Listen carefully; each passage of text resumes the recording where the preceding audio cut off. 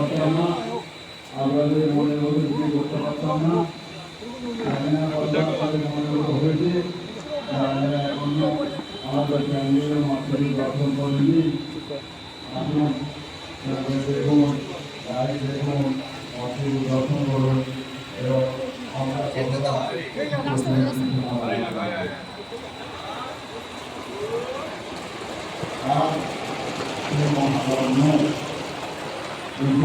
পূজার সব থেকে বড় দিন যেটা এই মহা অষ্টমী।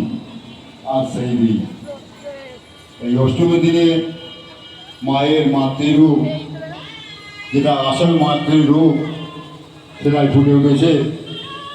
আপনারা আসুন, মাতৃরূপ দর্শন করুন, আমাদের প্যান্ডেলের কাজগুলো দেখুন, লাইটের কাজগুলো দেখুন, আমাদের সাথে থাকুন, আনন্দ করুন, আনন্দ উপভোগ করুন। আর সেই মহান তিথি, এই সুন্দর সন্ধ্যা আমাদের খুবই ভালো লাগবে।